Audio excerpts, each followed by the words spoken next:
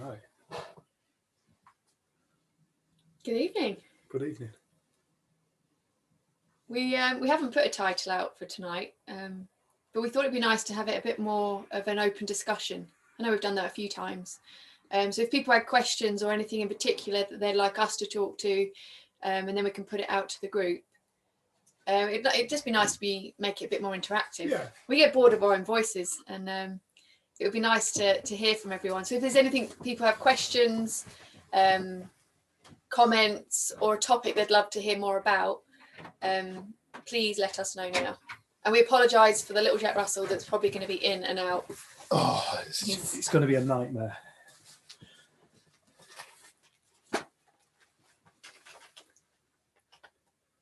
This top makes me look like I've got breasts. Fantastic. Yeah. Kelly's nodding. Might not be the top. It might not be the top. You're absolutely right. Is that your maternal side? Yeah. Kelly, are you trying to speak? No. I thought you unmuted yourself. I did. I was going to say I should borrow that top. Quite good, isn't it? I'm just being silly. I haven't got anything to say. I'm going now. Bye. Kelly's got nothing to say. What kind of day is this? Well, I'll tell you what. We got Lise on here. And I can see Lise is like, well, I don't know what the hell to ask about because I haven't got a frigging clue what this is all about. Dave. Yeah. Talk about your imagination, like what we was talking about before. Imagination. Yeah, all right. We'll see if that comes up. The moment you say it, nothing's coming straight to mind, so it'll probably come in a wee bit.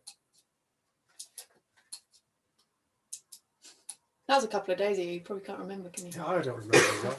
Right. We'll make a bit of a start, and we're just going to talk a bit for Lise, and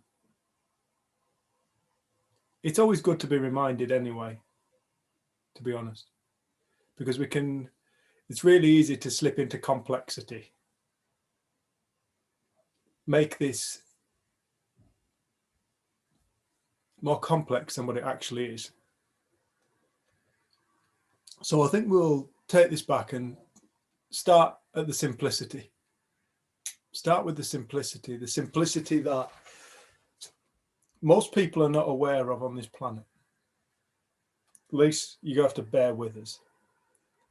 All right, once this is done, we'll get you tattooed up. You can join the register of the cult and you can start giving monthly subscriptions, okay? Brilliant. Excellent.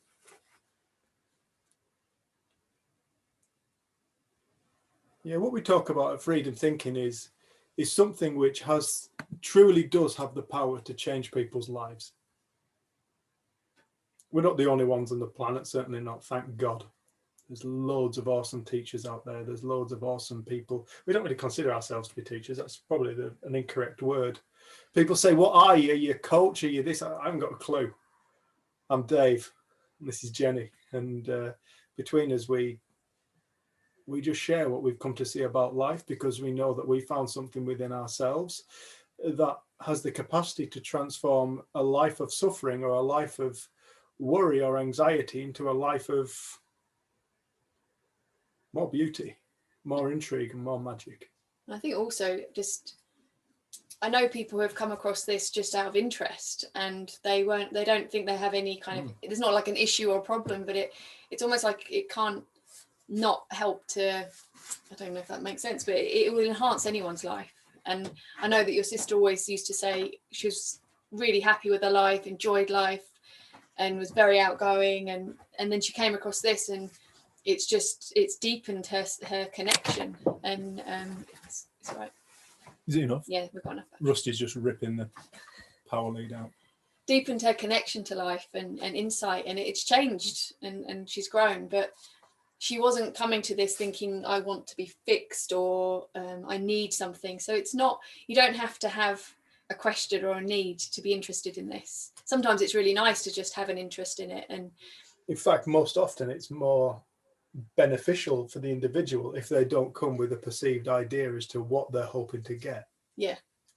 Because so much of the time when people come to us, they come to us because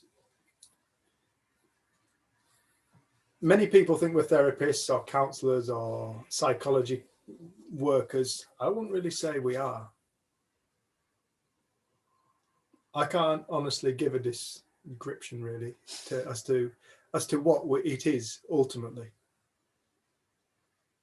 But when you look at life itself and you look at the essence of life, what is life, you realize you can't give a description to that anyway. Whatever word you put to it, whatever sentence you give to it, it's not that. It's always going to be greater. We struggle to put words to the question, what is life? So when it comes to it, this isn't a therapy, it's not a counseling, it's nothing like that. But when people start to get a sense of what it is that we're talking about, this quite often, more often than not, has the capacity to completely and utterly bypass our intellect. The intellect being the thing that gets in the way, the intellect being the thing that ultimately creates the suffering that we encounter in our lives, the worries, the anxieties, the griefs. And has the capacity to do something that the only really words we can really find for it is to raise somebody's level of consciousness. And it's quite an interesting thing, because when people start to have shifts in consciousness, Dan and I were having a chat about this the other day, when people start to have shifts in consciousness, it's quite a phenomenal thing what starts to take place. Quite often, people start to receive new thought. Old habits die and new thoughts are born. New inspiration, new imagination, like Mark was talking about. New potentials. You see it within our world when we have a shift in, say, we discover how to create the internet. That's come to humanity via thought at a certain time in humanity's existence. It's come to us about 25, 30 years ago. 20 to 30 years ago, did the thought of the internet. Now, it came when we were ready for it. It didn't come 300 years ago when there was no capacity for us to implement the internet. There were no computers, there was no awareness of radio waves or phone lines or anything like that. It came to us when we were ready. And you start to notice this, that when people start to get ready, they start to receive new thought themselves. This was something that I experienced myself. When I was ready, I was allowed, should I say, I can't say I did it, but I was given access to another realm of reality that once I'd seen it, it transformed my life. Again, this isn't something that I've created for myself. I didn't actively go out to go in search of that place. I was one of the people who had no idea as to what the principles, the three principles ultimately were pointing to, what Sydney Banks was pointing to. And I think that's why people who come who haven't really got any issues or an agenda, yeah, you know, they haven't come with I've got an eating disorder I want to get rid of, I've got depression, I've got anxieties, all these things, because people listen to the message through their perception. When are they going to talk about anxiety? When are they going to talk about worry? Jenny, could you do us a talk on eating disorders? Dave, could you do us a talk on anger? Why do you want me to do a talk on anger? Well, because you experienced a lot in your life and then you had a realization and it got rid of your anger. That's not the point. That was never the point. That was a byproduct. The lack of anger, the anger that died within me was from being a daily thing to something that occurs once every few months. I'm a human being. It was a byproduct. As is more joy in life is a byproduct It's a consequence. And it's a consequence of when somebody has a realization that shifts their level of consciousness, shifts their spirit. Many people don't believe in the spirit. Many people don't believe in consciousness as a spiritual happening. When I say spiritual, I don't mean religious. I just mean beyond what the intellect has the capacity to understand at this present moment. The primordial, the ever-presence, the source. Everything exists, it has to have a source. Every single object, every single person, every single tree, every single insect, every single star, every single sun, it has to have a source. You can't have a river without a source. All the events that take place along the river, they all start with a source. And it's this source part that we're interested in. It's this source part that we're interested in people gaining access to. It's not difficult. I promise you. It really isn't difficult. If you believe it's difficult, it's going to be really difficult. But if you listen and you understand, it's not difficult. It's only a thought that gets in our way, that believes that it's difficult, that generally cause the hindrance within people who say, I don't get it. I don't get what this is all about. I don't understand this. What you're saying kind of makes sense, but it's not kind of doing out. It's not doing anything. It was finding this source for myself that opened up my heart, opened up my mind, and changed my world. Because very, very, very few people are aware that the world that they encounter is ultimately the world that they create for themselves within their mind.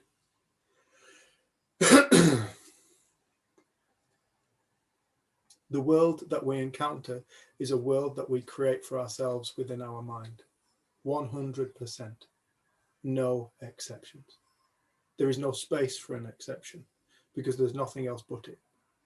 Taking place right now is an event that you call your life, an event you call reality, and it's happening through you. It's happening through me, it's happening through Jenny, it's happening through Rusty, it's happening through the daffodils that are just coming into bloom. It's happening to the frogs that we saw crossing the road last night as the spring starts to come in.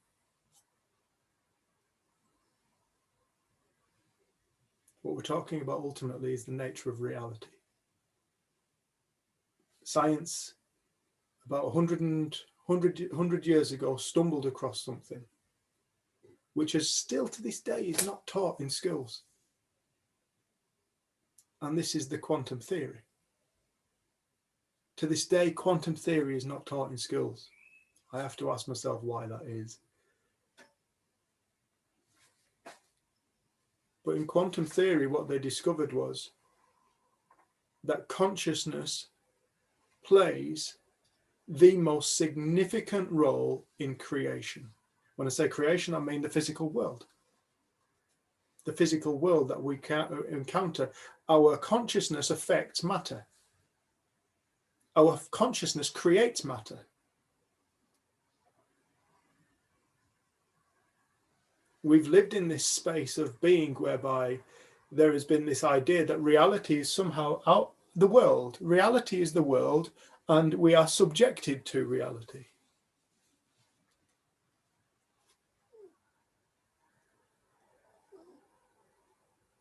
This has led to things like, this has led to a lot of victimhood for many people. When we feel like we are affected by people, the world, the weather, traffic, work, finances, when we believe that those things actually hold a string to our being, it creates a victimhood and it creates suffering. And so what we want to help people realize is that that paradigm doesn't actually exist at all. You two are naughty. You can see it. Yeah, we want people to realize that this paradigm doesn't actually exist. Because when people do wake up to it, their lives change. And as their lives change, they help to change the lives of those around them. And those around them will bring a shift in this world. As more and more people wake up to this, it's going to bring a shift into this world. It's going to change this world. If you really look at it logically, things like war, greed, suppression, these are all created from fear. That's all created from fear.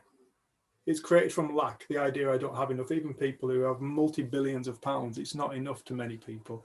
I still want more, I still want more, I still want more. They still feel like they require more. And that is all because they have a feeling. Nothing more, nothing less. It's because they're human beings and they have a feeling. And this feeling, they are driven by this feeling because people are living in a misunderstanding as to what a feeling actually means. They think feelings are information about the world,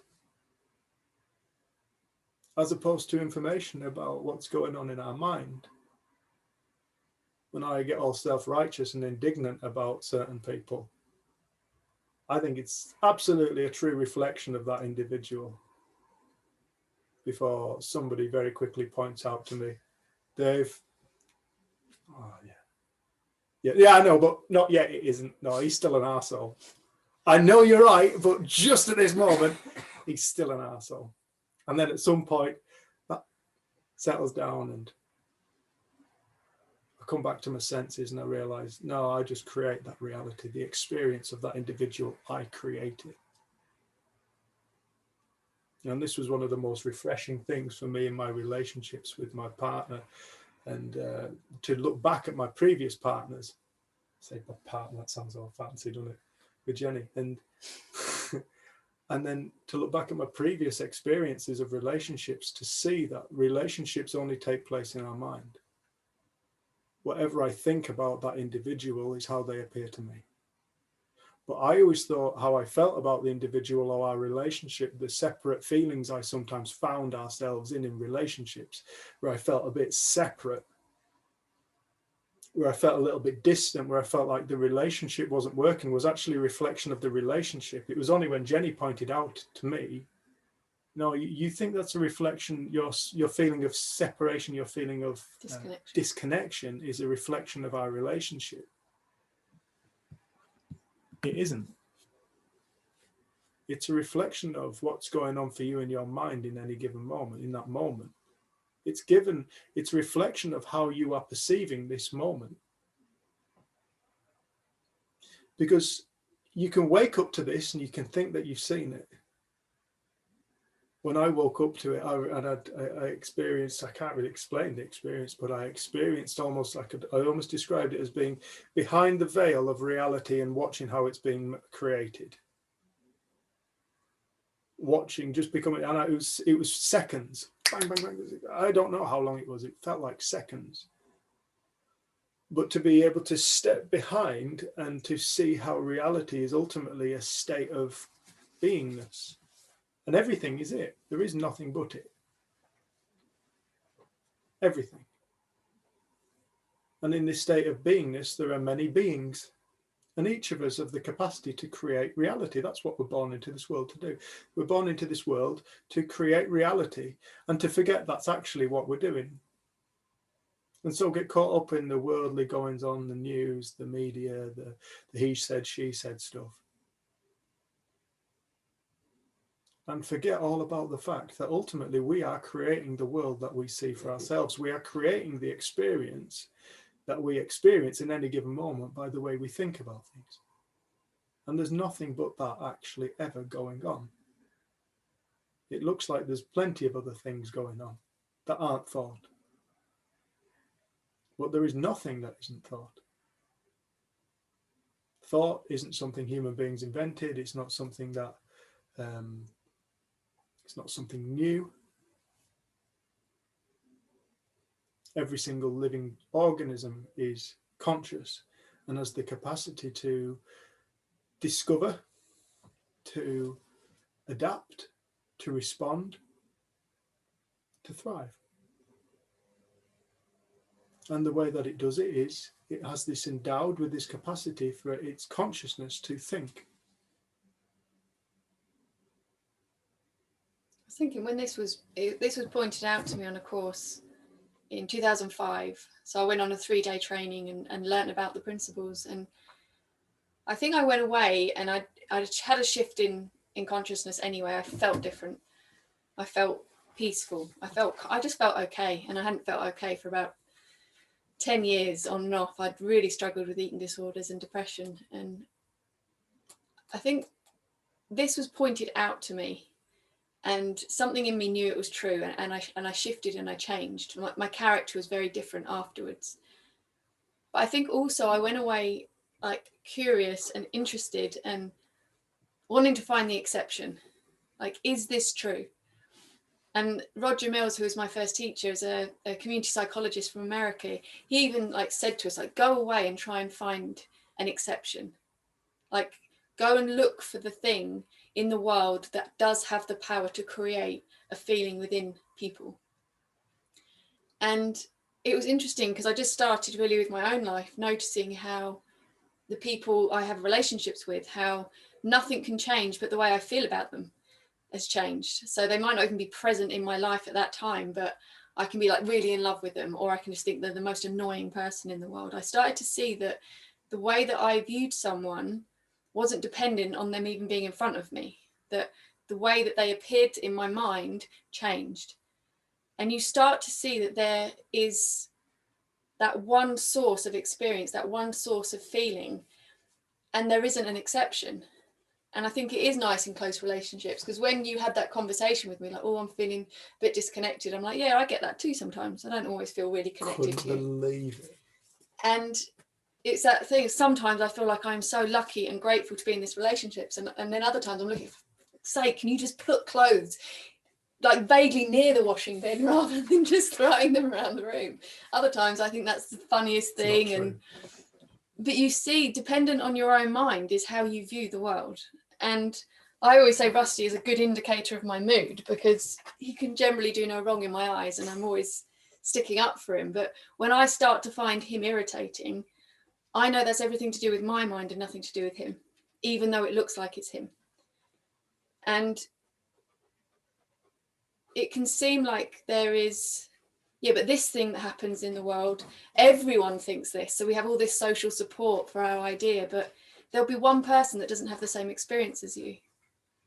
So when we look for evidence for the truth in this, it's everywhere. Because no two people experience the same world. There isn't one like causal thing that creates the same effect in everyone. We all experience things differently. And like, I know for you, this statement didn't do anything, but when I learned about this, I remember just being told that the feeling I live in is created, or the feeling, the reality, the life I live is created through thought and consciousness. And there's this divine intelligence behind it, living us. And I think those things together really did something for me, because I had always blamed outside for how I felt. I blamed my childhood, I blamed my sister, I blamed school, I blamed all these different things in my life for why I was like I was. And it was kind of humbling and a bit like cringy in my seat, like, wow, no, like the reality I live in is created through my own mind, is created through my innocent misuse of the power of thought. But also I can see now the intelligence at play throughout all of that. Because I used to say I struggled my whole life, and I'm like, yeah, but you had beautiful times.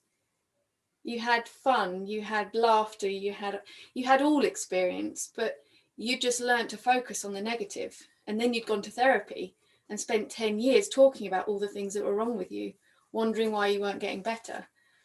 And even throughout that time, I used to think, God, it's weird that I feel worse after going to my therapy rather than better. It's weird that I seem to be getting worse in life and finding it harder rather than easier, even though I'm doing all of these external things to try and make me feel better. And the realization that there was nothing ever wrong with me. There is nothing ever wrong with us. We just innocently misuse the power of thought and create hell in our own lives. and mayhem. Like, it's not that it doesn't then have a real world effect. Like, I did struggle. I did have problems in relationships. I did have, you know, my eating disorders, which my body then had the effect of. But I didn't realize that the reason I did as I did was because I thought as I thought. And I think as we start to notice that and get a respect for the intelligence that we are part of, it's like we stop living so much out of habitual thought that we've just always done, and we open ourselves up to new thought, insight, inspiration, creativity. And we kind of get bored of the old story, and we start to see it is a story. Like, every single person listening now on this call will be hearing differently, dependent on how they see things. Some people might be agreeing, some people might be disagreeing, some people might have like focused on something like, oh God, I've got to do that tomorrow, and they're not even listening. Kelly and Lisa might be just looking at each other and trying to make each other laugh. Detention. Kelly, we already know you're naughty. We know where you live. We did, to be honest, we did start. And then I messaged her and I said, I'm not looking at you anymore, because we've been in awful situations in our life where we've laughed. Funerals, christenings, awful situations where we've laughed. And so I'm not looking at her anymore. So she can do what she wants. That's the same as my attention to her. Me and my sister are the same. She'll just look at me. So much trouble. She'll just look at me and I'll be like, oh God. You have to do that. Yeah. If I just said to her, just stop it. No, go away. Well, me and Lisa used to do that. Normally our community group was in person in Kendal. So we'd have the laptop with people on Zoom, but also we'd have people in the room. And Lisa would just have to glance at me, and then I'd be sat at the front. I'd have everyone on Zoom watching me, the group watching me, and I wouldn't be able to stop. And in the end, you'd just tell me off. If it starts, it's really hard. So I'll just be sat there trying to keep my cheeks down. I've really just got a grip on it, actually. I thought I was going to lose it a minute ago, but I've surprised myself how grown up I am. Yeah, he's really grown up, Louise. That's brilliant. Well done, you. Yeah. I'm proud of her too. Thank you. We're all proud of you, Louise. Thank you. Oh. Einstein said, no problem can be solved from the same level of consciousness that created it. You know, we hear these words and we go, that's cool. There's a difference between hearing stuff and hearing stuff. There's times when words get stuck in our ear, and there's times when it bypasses the ear and it makes it into our heart, metaphorically speaking. No problem can be solved from the same level of consciousness that created it. You see, that statement in itself brings in consciousness into problems. Problems we tend to think of as being situations. But in that statement by Einstein, no problem can be solved from the same level of consciousness that created the problem. It suggests that the problem ultimately is a consciousness creation. The problem in the first place is a consciousness creation, is a thought. Most people don't think that problems are thoughts. Most people think that problems are situations and things. But when you start to get canny and you start to get wise, you start to look around yourself and you start to notice how some people can perceive something as an absolute problem, whilst other people just don't see it as a problem at all. If the problem truly did exist and had the capacity to actually be a problem, everybody must have to surely experience it as a problem. But we know for a fact that people don't. We could set the same mathematical equation. Some people would find it a problem and some people wouldn't. That's not a problem. Never a problem. Piece of piss, that. Some people may look at it and go, I'm never going to get that. And that's just one example. You can take anything, you can look at anything and see. You start to realize that we are entirely living out of a state of consciousness. Where the problems exist, so do the solutions. Where do solutions come from? They come from the same place that the problem came from. They come as a thought. Now, nobody's ever been taught how to think. We all just grow up with the innate capacity to think. We don't question it. What is thought? What is it? What is thought? What is this force, this infinite thing that we do all the time, continuously, day in, day out? What is it? What's it made of? Where did it come from? Where do new thoughts come from? Where do the old thoughts go?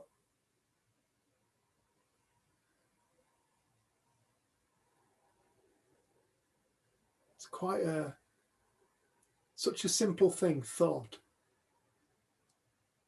Such an everyday thing, thought. We've never questioned it.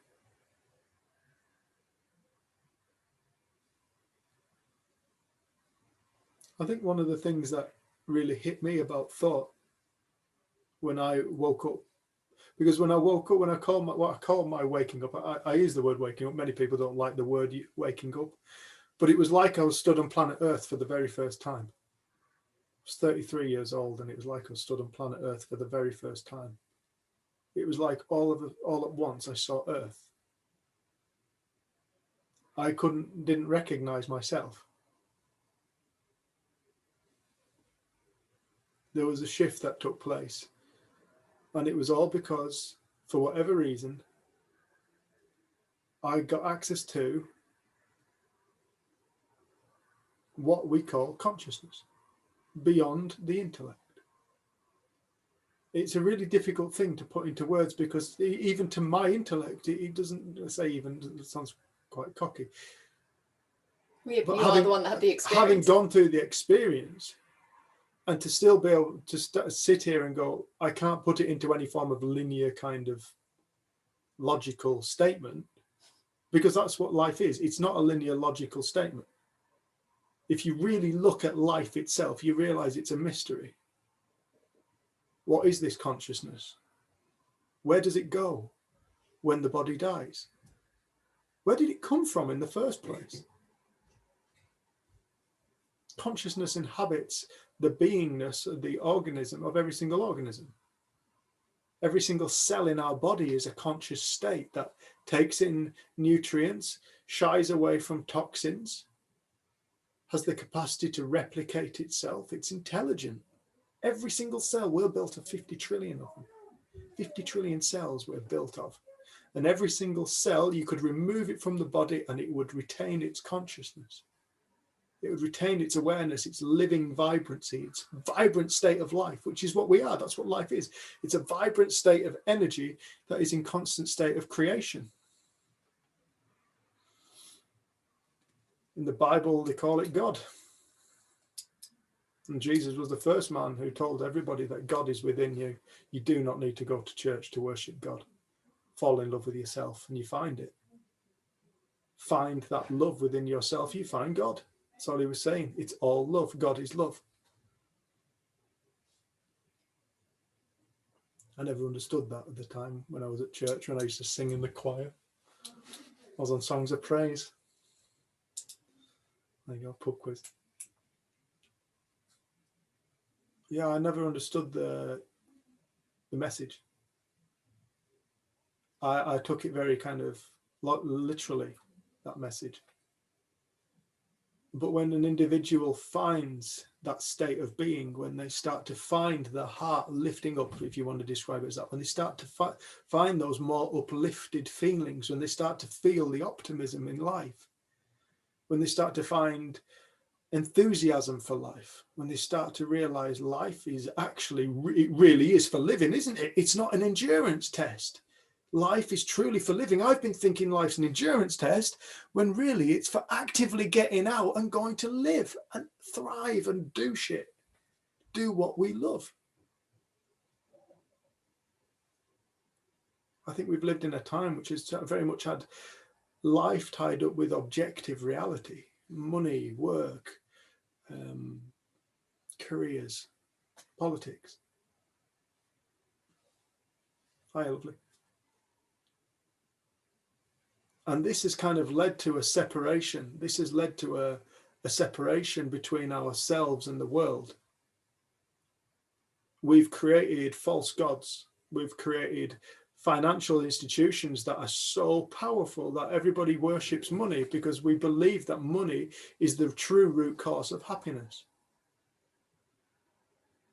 when it really isn't.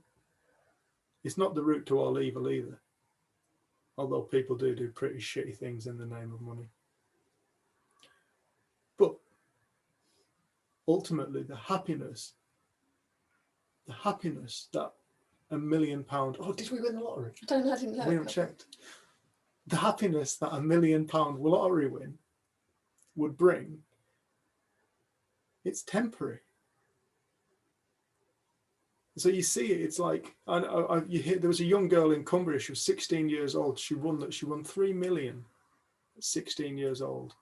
By 18, she committed suicide. And you hear about all these lottery winners who, you know, you think, oh, I'll have all this money, I'll be so happy, and you get all this money, and it turns out, oh no, money doesn't make me happy. In fact, I feel really miserable with all this money now. I can have anything I want, and I still feel miserable. It's because the individual, God bless them, has never made the connection between what a feeling truly is, what an emotion truly is. They believe that emotions are created by circumstances, when in actual fact, emotions are created by mind. The way we think about something is how it looks and feels, and that is our reality, and nobody can take it away from us, and nobody else can see it. It's our game of life. It's all one thing. It's all the same thing. Happiness, joy, sorrow, grief, depression. It's all one thing. It's got one source. One source for all these different experiences. It looks like infinite amount of sources when we look to the world for our circumstantial events. The circumstantial events that take place that it appears like we feel. We hear something on the news and we feel that, oh, for fuck's sake. It looks like the news is creating that experience. It really does. And I totally get it. And I do it. I do it. But thankfully, there's that bit of me that's aware that goes, nah, you know what the crack is. And you start to wake up and you realize this life stuff is truly a game. It's not serious. We think of life as being dead serious. Oh, there's really serious things that take place on this earth. Yeah, really serious until it comes time to leave. And then everything that we thought was serious, all of a sudden isn't serious anymore. All the things that we thought we really cared about and were so dead important to have lined up in our life are no longer important. Why? Because it's time to check out. It's time to leave. It's time to move on. That's the other nice thing about consciousness. You can't kill it. It's energy. You can't destroy energy. It can only change state. You were an energy before you came into this body. You will maintain an energy once you leave this body. How it looks, I have no idea. But one thing I do know is that beyond this reality of earth here that we live in is a realm of love that I cannot even possibly begin to describe. And to me, in that moment, it appeared like that's where everything came from. That's what this is. That behind this reality is a state of love so wordless. And it's wordless because you can't describe the beauty. And everything is made of it. It's made of a substance that people call love. And it's not even a substance. It's a thing. It just is. It's just what is. Nobody can destroy it. Everything is made from love.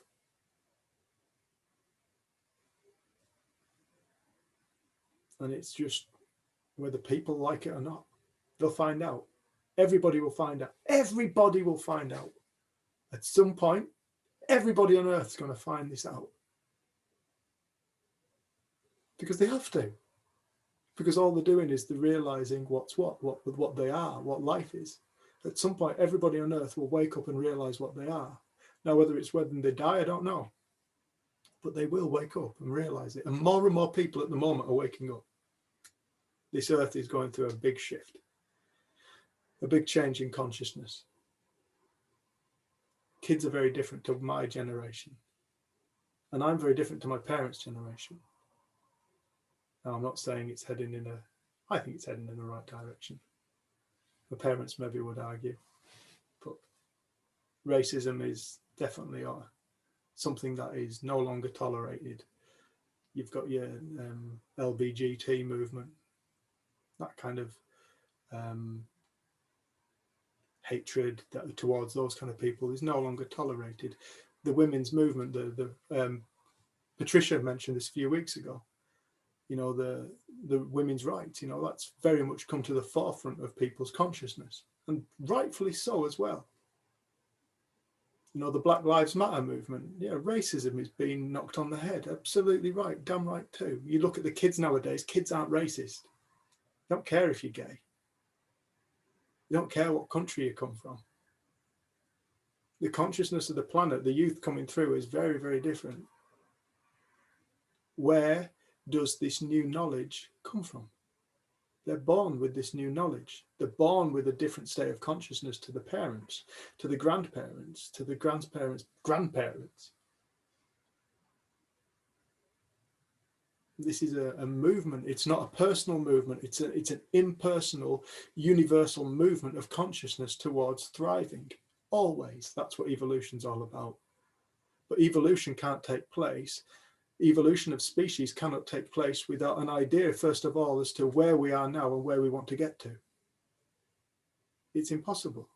Evolution isn't a random act. It's a totally perfect whole act. You don't get random evolution. You get specific evolution, a movement from this is how it is now. It's like, and now it's like this. This is how it was. It's like this. I need to adapt, and every single thing adapts. That survives. Adapts to the situation at hand, but it's intelligent. And this is a really important thing that science and people must start to understand, because when we start to bring the intelligence and the logic into that, of the perfection of it, you can start to get a sense of something far greater than our egos. There's a force at play, something so much greater than what we currently understand with our intellect, at our level of consciousness at the moment. I know I'm talking a lot. I'll stop after this, but I remember when I stood the moments after coming back into my being Dave on the side of the fell and waking up, and I was just hit by the fact there are gifts within the power of thought that humanity has not yet woken up to yet. Many people have, but not en masse.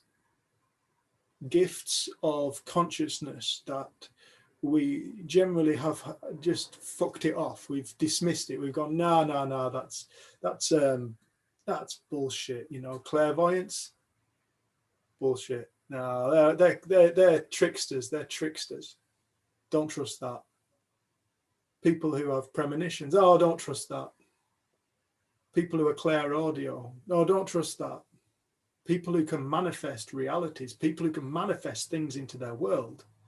They can ask for things and things come into their world. This all exists. In truth, it all exists. The only thing is, at our level of consciousness and with our belief systems, we believe that they don't. And so in our belief that they don't, so it is done. As we think, so it appears. So for people ultimately to start to find this is why Buddhism is continuously, and Hinduism is continuously battering on about, you must see beyond our ego. If you want to find source, you must see beyond the ego. So then that leads to the question of what is the ego we're trying to see past? It's our belief system. It's everything we believe, as Sydney Banks said, it's everything we believe to be true about ourselves and the world. Everything we believe to be true about ourselves and this world is ego. That was a big one when I truly realized the magnitude of ego. I also saw it wasn't really a problem. Ego's not really a problem. It's just the way I perceive reality. It's what I think is possible and what I think is impossible. What I think is right and what I think is wrong. Ultimately, what I think is right, isn't correct. It's just my interpretation. What I think is wrong isn't wrong. There are people who, what I think is wrong, they think is right.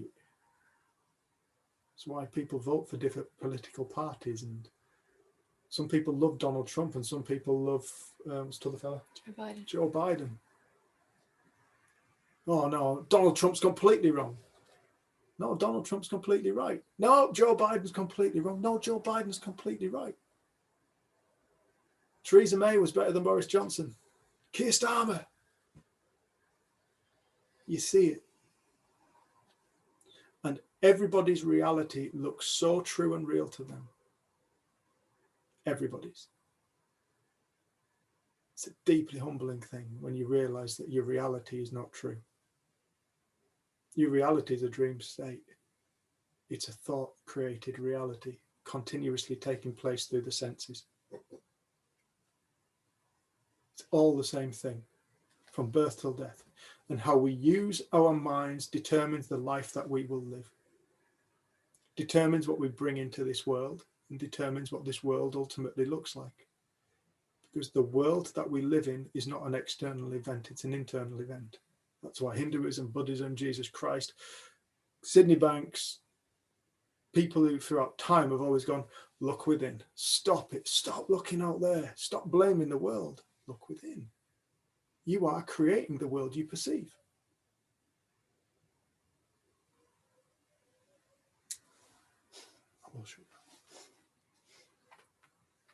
Yeah, I think as you were speaking, I know that Sydney Banks kind of was the man that started speaking about this in this kind of way. He spoke about the principles. But I think what he really saw in psychology and when he got to know psychologists was how we've spent so much time studying form, what's been created, how our mind looks, how we feel, and we've studied that and we've studied our differences. But he was wanting us to get reflective and see who is the I that existed as a child and experienced the thought created reality then. Like all of us will experience a very different reality now to the one that we did when we were 5 years old, but who was there experiencing it? What's that place? Because the mind has changed continually throughout our lives. Things that we've loved, we suddenly hate. Like we've bought something, we think we look amazing in it. A few months later, we hate it. Like our taste changed. Like you see that there's so much movement and change in life. Like it's the nature of life, movement and change.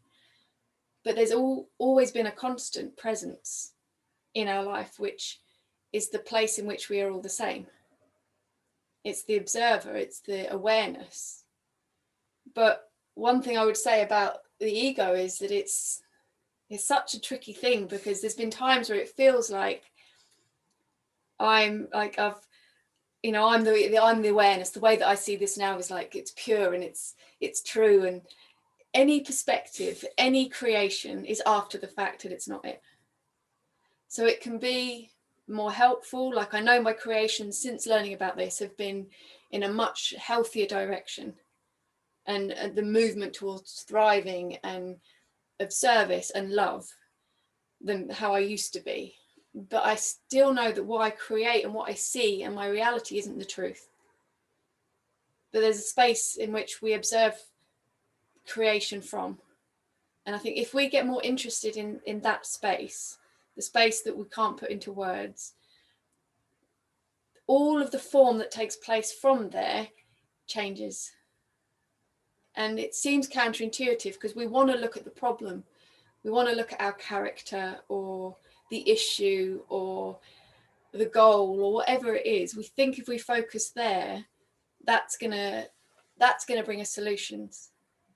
And it seems like, well, hang on a minute, when are you going to talk about that kind of stuff? And I remember on the 3 days, I was thinking, when's he going to talk about depression and anxiety and the things I suffer from? And it wasn't spoken about. It was constantly pointing people back to the space before creation. What is that? And can we tap into that in a new way? And then these gifts that we have as a human being that does live a separate dual life, we live in the world of duality, it appears. How do we then use our gifts? Do we use them against ourselves, or do we use them to create more beautiful lives? Like, and it feels like you get more choice, because I blindly created and lived out of that before I learned about this. And I know that probably 99% of the time I'm still blindly creating, but that 1% of the time that I become aware that I'm the creator, I am the one creating my experience, I use it more wisely, and I create more beautifully. But I think it seems that we get so caught up and fixated on our story and our creations, and we argue them and we fight for them, or we get lost in our own expectations, but it feels like I don't know what you and Mark were speaking about with imagination, but you start to see that life takes place like now. There's books written about it.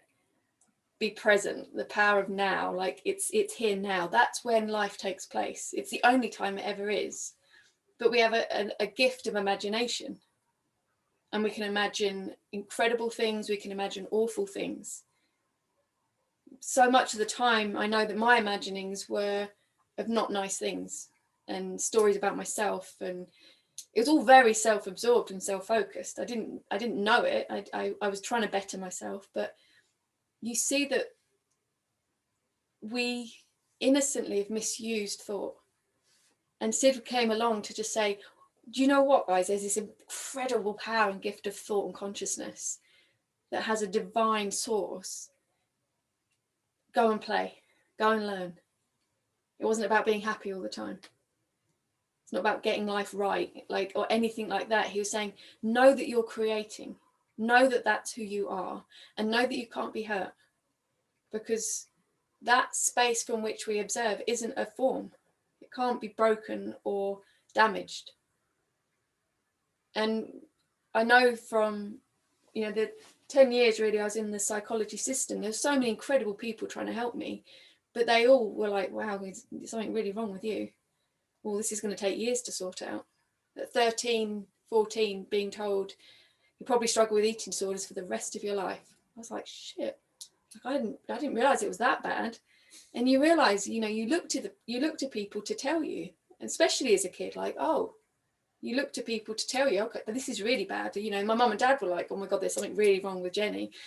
And they panicked about me. So then suddenly I'm like, God, even my parents think there's something wrong with me.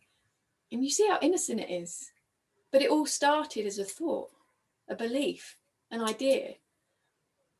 And when you can start to realize what reality is created from, it's like you get to see through it more. So like for you used to get enraged and there wasn't another option. You were just in it. You said it was almost like nose to tail with life. And then suddenly it's like, often the reaction wouldn't come. And if it did, it would fizzle out quicker. Or this isn't like a perfection model.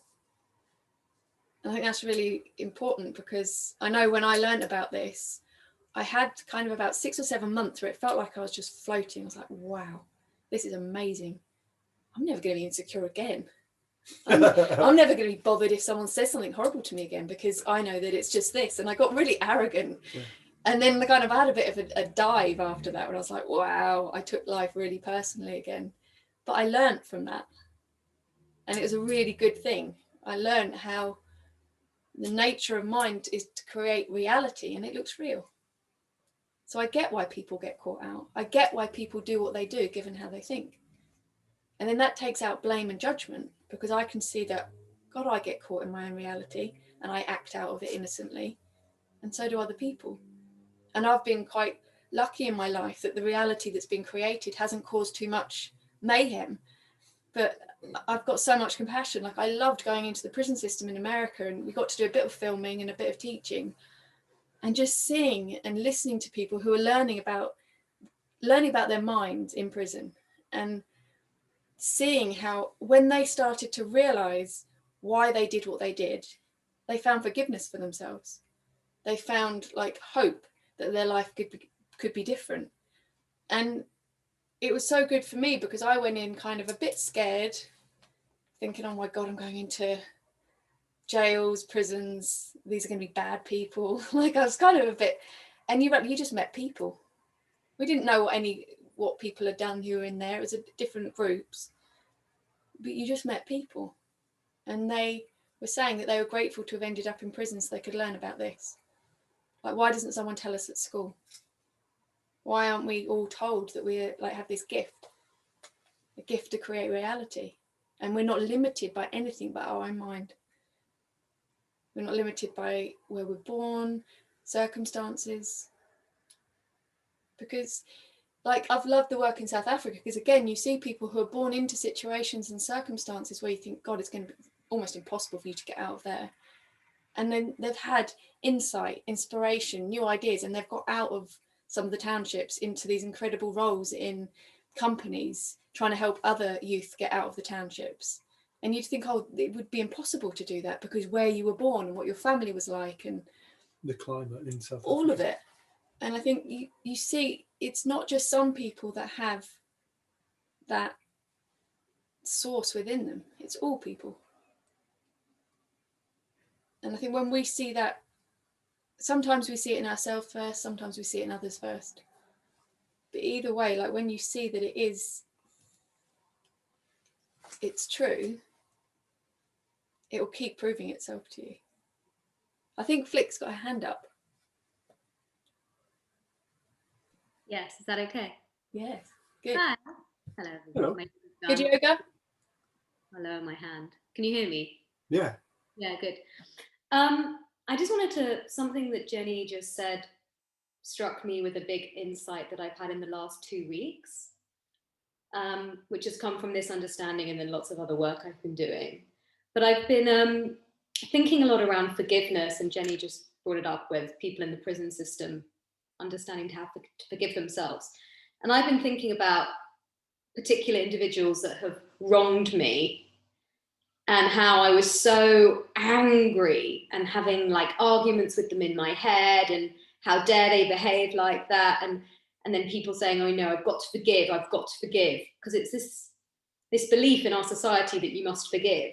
And I just always had a problem with the concept of forgiveness. I always just thought it was a bit, it didn't sit well with me. And it wasn't because I didn't want to let them off, like to forgive, but I just didn't like the whole concept of it. And then I realized it's because I think forgiveness implies judgment and it's a bit sanctimonious.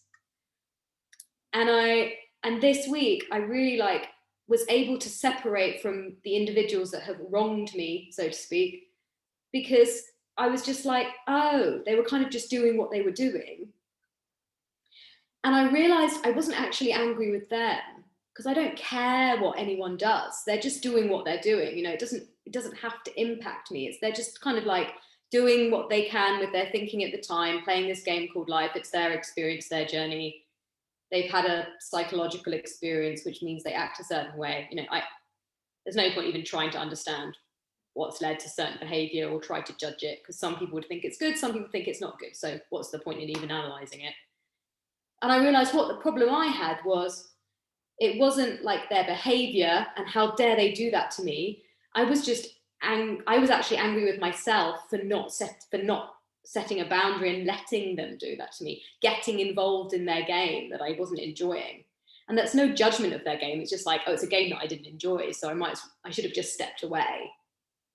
So I think what the understanding has helped me with is it's never about, you see, people are doing their own realities, and the concept that like, if someone hurts you, they've hurt you. I don't really think it's true.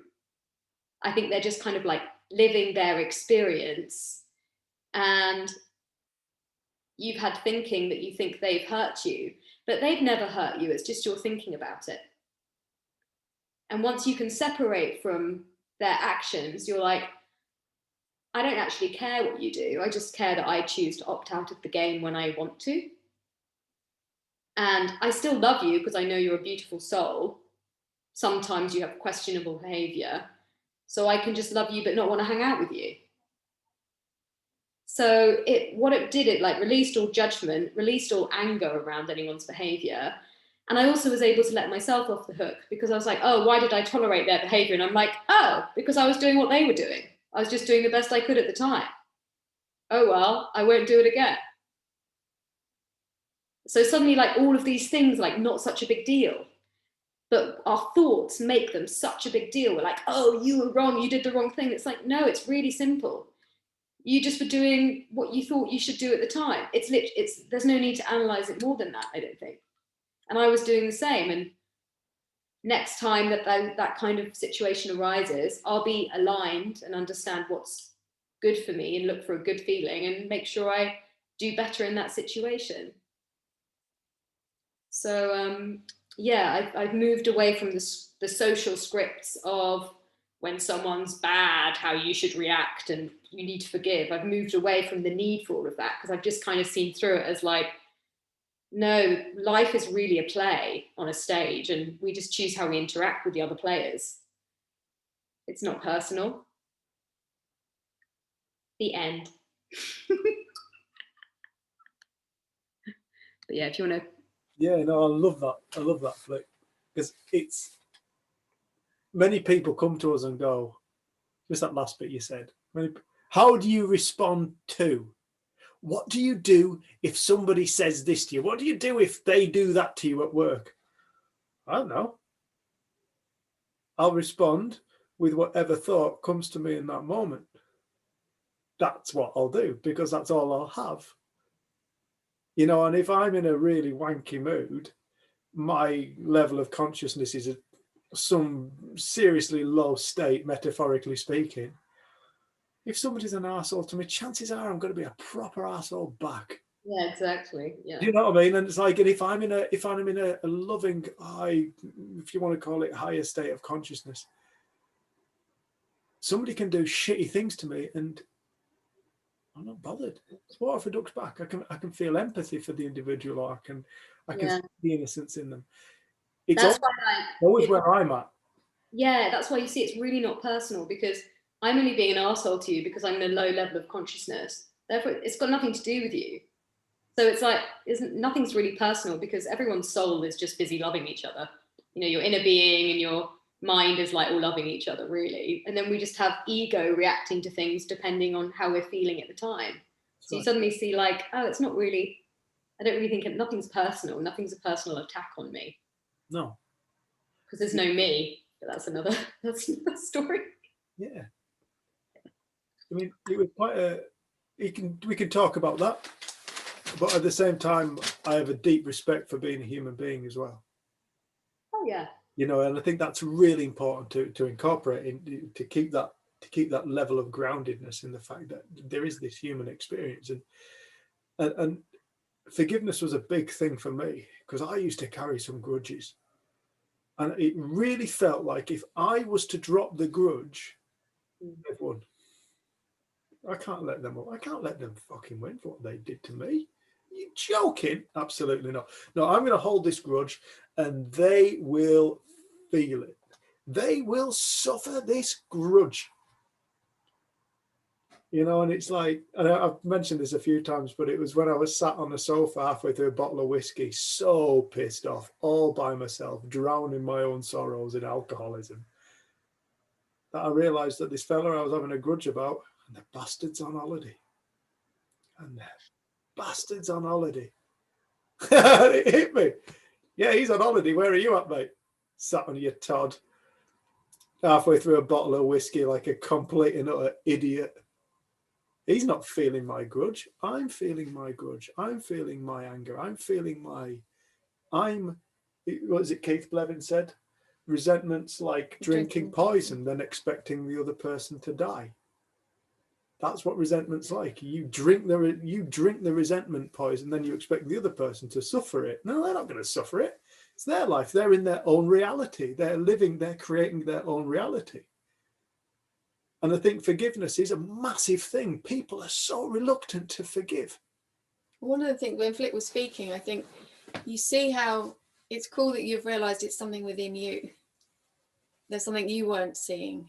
and I've been asked to write like a chapter in a book, and it's about like how did life look when you turned away from seriousness? And she's got like this quote from Sid.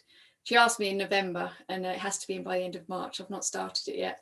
I've got a bit of thinking about writing, but I have been thinking about it in my mind and trying to come up with things. And the other day when I was on a walk, it popped into my head. One of my earliest memories is I was in my old house, so I know I must have been 2 or 3, and I said something apparently funny. So then my mum, my sister, and my dad laughed, and then I burst into tears and I hid under the table.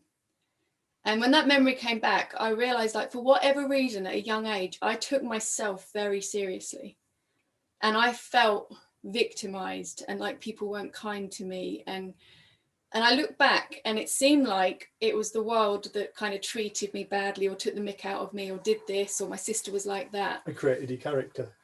But it was weird when I was thinking about it the other day. I was like, no, I just took myself very, very seriously, and life seemed very, very personal, because it was all about me, and it was totally innocent. I have no idea why that belief came in or whatever, but when you start to take yourself less seriously, then there's nothing to defend, there's nothing to forgive even. It's like you can be totally within your rights to not hang out with someone if you don't like the way they behave. This isn't about being passive and just being like, well, it's all just thoughts, so I can be anywhere.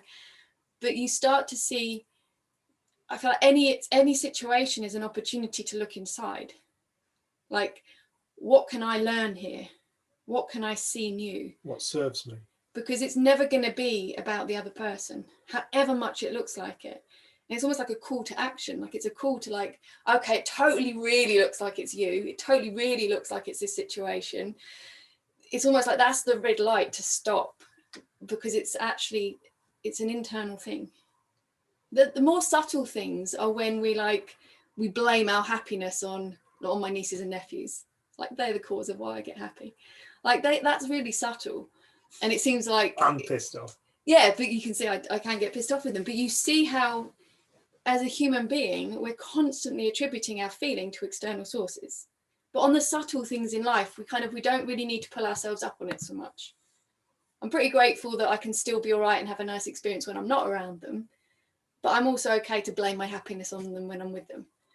But there's other things where the reaction is such a brilliant opportunity to look inside again. See where this is coming from. Is there another way to see it? Is this true? And one of the very early recordings of Sydney Banks from, I think it was from 1976, the Beyond Psychology one, really early recordings, quite shortly after he'd had his experience. There's a part of it where he talks about the mind of man cannot see its own problem, because the problem is there is no problem. And we can't hear that because we're so caught in the world of form and problems and solutions. But the problem can only exist in mind. It can only exist as a thought, which is how some people see something as a big problem and other people see it as not a problem. Like, it's all so subjective. And like you were saying, Flick, when you've been learning about this, suddenly you start getting insight and you notice things, and something that's kind of been tricky for you, suddenly you get new thought around it, and it's helpful and it releases something in us. You feel lighter. And like, it's almost like you get less and less attached to your beliefs and your ideas and your righteousness and your way of being. And you get more and more open to being responsive to the moment, rather than this is how I always react, or this is what you should do in this situation. You're present in the moment and you're responsive and open. And that's a much easier way to live. And like, I know that I had a 3-day intensive with a lady called Linda Pransky in probably like 2012. And she asked me, we had a catch up probably about 2 weeks after the 3 days, and she asked me what had been occurring for me, and it was all around forgiveness. It was all around seeing how I'd held people to such a high standard and they'd let me down, and I couldn't, you can't do forgiveness. forgiveness is something that happens. But it was almost like forgiveness became a no thing. It wasn't ever my role to forgive someone. It was never about them. And I think that's what I heard in what Flick was saying. She realized it's not on her to forgive someone. It's not her business. It's like, but you now choose how you live your life. And I think that's the thing that kind of occurred to me at that time, was when you see how life's been created for all beings, no exception, there isn't a need for forgiveness because there's understanding or something along those lines. And you realize it's not for us to have to do.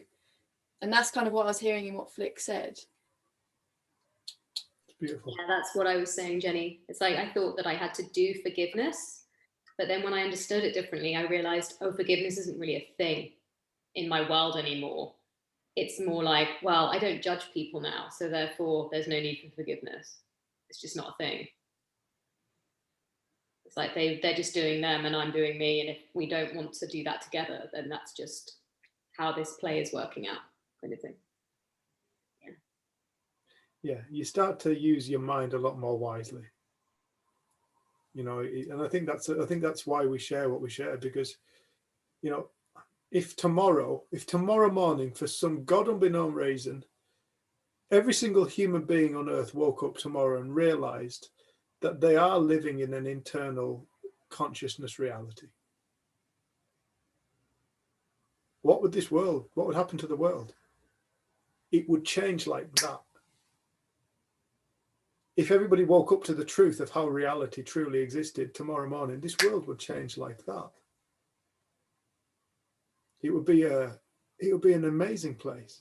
It doesn't mean that people wouldn't, like the world would grind to a halt, because it doesn't grind to a halt. People say, oh, but if you realize that, doesn't life become like really numb and boring? No, life becomes really fucking interesting, because you get to play, you get to push yourself, you get to challenge yourself, you get to do new things. Every single thing will teach you something if you've got eyes to observe the thing. It's like most of my insights of life and myself and mental health have come from observing the natural world, plants and animals, noticing what they do and then realizing something magical which has lifted up my spirit. I've been sat with Ed one time, he's just disappeared off the screen. Me and Ed were at work one time, we were looking at a spider web, and Ed was like, what are you looking at? Yeah, he's a dickhead, he said. To say that now, he's just gone off. Claire, don't tell him I said he's a dickhead. Tell him I said he's a dickhead. He's a dickhead. And we're working together and we're just lads. And he goes, what are you looking at? Yeah, I won't tell you what he called me. 3P called you. Yeah, he called me 3P. I won't tell you what it stands for. But I said, I'm looking at this cobweb. He said, why are you looking at that? And he came and had a look at it with me. And I just explained, I said, look at it. It's fucking amazing. We were tree surgeons, me and Ed, so we were used to anchor points and ropes and points of contact and all that kind of stuff when climbing trees. I said, look where it's anchored. It's anchored here, it's anchored there. Look at the tension it's used. You know, this thing had a brain that you couldn't physically see if you could crack open its little exoskeleton because it was so small. But the intricate detail that it put into this cobweb.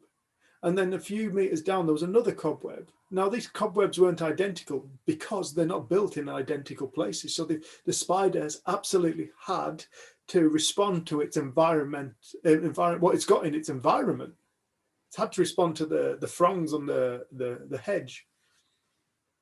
I said, look at it, Ed. I said, it's a genius. And he took one look at it and he summed it up. And it was these words that just did something within my heart. He said, they're a tiny physicist. That's how he described it. He said, it's a tiny physicist. He said, it's like a physicist working out the mathematical equation as to how they're going to build a bridge over a gap. They have to use their environment. First things first, what's our environment? What do we want to do? What do we plan to achieve? There's foresight involved. What do I plan to achieve and how am I going to achieve it? Then it's gone and used all these different strains and bits of cobweb and different textures. Some bits were sticky, some bits were just like silky. And he said it's like a tiny physicist using all these different materials at different places. I was like, yeah, that is genius. That is genius on every level. This is genius, not human genius. This is genius, nature genius. We are nature genius. Everything is nature. We are nature. Humanity is nature too. We're not separate from nature. We are nature. Human beings are beings of this earth. We're born of this earth. We're born of this planet. We exist because of this planet. We're beings, we're nature beings, just like the spider. And everything is made and thrives because of thought. The spider could not execute that without a thought. It thinks. Thought is the catalyst of creation. It's the source of creation. It's the source of all action. It's the source of all emotion. It's the source of all experience.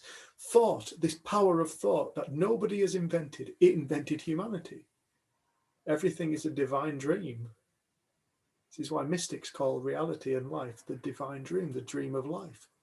Row, row, row your boat gently down the stream, like we said last week. Merrily, merrily, merrily, merrily, life is but a dream. It's been said to us since we were kids, and we've all missed the point. Emma's asked a question, but I think she's gone off. Do you want to, should we answer that if Emma's disappeared? Would you have a 10-minute break and then see if she comes back? Yeah. Sorry, we've run over a bit. Do you want to have a 10-minute break? So I think it's 20 past. So come back at 1:30. Yeah.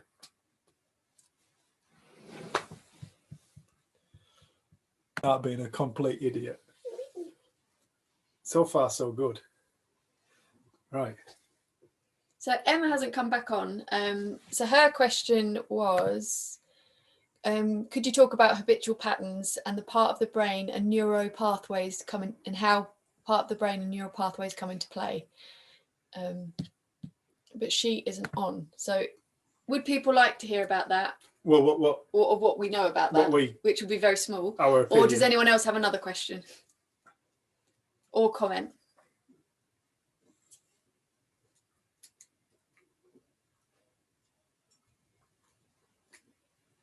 Right, well, if she looks back, she can see the recording. Because yeah. What the thing that came, because I read it on the break, was, again, it's another one of those things, like we're looking at the form and trying to make sense and try and explain why. And all I would say is that I know nothing about the brain, and I didn't work on trying to change my brain, but learning about what comes before, what creates, it changed my character. It must have changed the neural pathways. So I know that there is a physical body as a human being, but that there's something that lives us. And I don't think that's limited. And the idea of having to go into my brain and change pathways, I don't know how to do any of that, but the life stuff does. So I think, again, it's another one of those questions where we really want to look at the form of something, whereas this conversation is about all looking at what creates. What is it that creates the neural pathways? What's before? So I don't know if that makes sense, but that's how I kind of heard the question. Yeah.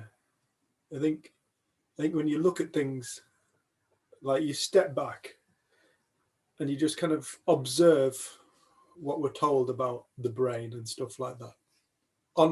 In general, I mean, there's some fantastic, amazing people out there doing amazing work with this kind of stuff. Mm. But we're told that the brain is the reason why we are like we are. You know, we say stuff like you are because of your DNA and stuff like that. We're always, like Jenny says, we're always looking at the form. So you're walking through your life all happy and everything's going well, and all of a sudden something comes into your life, or you observe something in your life, or something happens to you, and then all of a sudden, following that experience onwards, you are no longer the same. You are no longer buoyant. Perhaps you enter into some form of depression, you end in some form of guilt, some kind of anxiety. Now, you speak to a mainstream psychiatrist, psychologist, doctor, they will explain to you that It's the neurological pathways in your brain that have been created, which is the reason why you feel like you feel and the reason why you behave like you behave. If you want to change, we have to change these neurological pathways. Or like I was told, it's chemical imbalance in your brain. You've got a chemical imbalance in your brain, Dave. That's why you're always depressed. That's why you're always angry. Did you get that? Did it just freeze? You got it. The reason why you're always depressed and angry is because you have these chemical imbalances within your brain. That's what I was diagnosed with, and that's what I was medicated for. And so if you step back and look at this logically, something happens to us in our life and our brain changes. An event takes place in our life and our brain changes. How can something that takes place in the world change our brain by itself? It's an illogical statement. That the whole thing of that kind of modality, which I personally believe and I really do hope is dying out now, is illogical. Something that happens in the world changes the brain. Now, if that thing in the world changed the brain, it would change the brain of everybody. There has to be something else at play. Logically, there has to be something. We must be missing a vital part. It's not saying things don't happen in the world, but we must be missing a vital aspect of this. There has to be something. And it's that something that I'm interested in personally. Because you could say that I had very well-worn paths within my brain of depression, anger, judgment. My anger was first response. Get angry about it, throw shit about, throw people about, throw myself about. Swear, say the most outrageous things, intimidate people. I go, I'm not going to say what I used to say. I used to be horrific, like Tourette's. Now, you could say that those were some of the most well-worn, trodden paths in my brain. And at one point, I just assumed that that's what it was because I was told it was my brain that did it. It was my brain that's the reason why. The brain's an awesome thing, don't get me wrong. And I know very, very, very little about it. So little, it's unbelievable. But I do know one thing. And I know that the moment I had a realization, I was no longer the same after it. It wasn't something that took place outside. It was something that took place inside. My anger vanished. I didn't get irate like what I used to. I didn't throw my weight around. I haven't been in a fight since. My neurological pathways must have changed. Or they were never as significant as what we believed they were in the first place. My chemicals, the adrenaline and cortisol that I used to experience in my life, in my body, all the heart palpitations and the tics that I used to have, facial tics. I still get a few facial tics, but I used to have severe facial tics. Vanished. Just vanished in a moment. Now, if it was the physicality that created these problems and these responses, the physicality, how would you go about changing it? We're constantly looking at trying to change the physicality by any means necessary, but we're not looking at ourselves, anything but looking at ourselves, anything but looking at towards the nature of what is it that truly tells a neuron to fire. We'll look at the firing of the neuron and we'll go, oh, there's a thought. There's a thought there, because how do we know that? Well, the neuron fired. What's telling the neuron to fire then? What's the energy behind it? What's the invisible force? When we start to put together the physical and the non-physical, we start to create a whole human being. We start to get a picture of a whole human being. A human being is a physical body, but this physical body behind it is a non-physical entity. There's a non-physical presence. We must integrate the non-physical into the human if we're going to start to work with it wisely and properly and to really help people. We must stop just assuming that we are matter and consciousness is born of matter. Consciousness is born of the brain. We only need to look at the plant kingdom to realize that consciousness is not born of the brain. Trees don't have brains, yet they're perfectly capable of not growing into each other. They grow around each other. They share space. They communicate. They can create communities where they protect one another from wind, from pests. They share energy. They share glucose. They share photosynthesis. When one can't photosynthesize and another one can, it will share the glucose generated by the photosynthesis through the root system, through the mycelium as well, the fungal kingdom, into the next tree, which is struggling. They communicate, but they don't have a brain, yet they are fully conscious, experiential beings, because consciousness is an experience. We're forever looking at the form. We must integrate the formless if we're going to start to get a clear view on the brain, if we're going to start to get a clear view on science, we're going to start to get a clear view on physics, biology, chemistry. We must bring into the picture consciousness. And that's what quantum theory was trying to tell us 100 years ago. Bring consciousness in, because consciousness is absolutely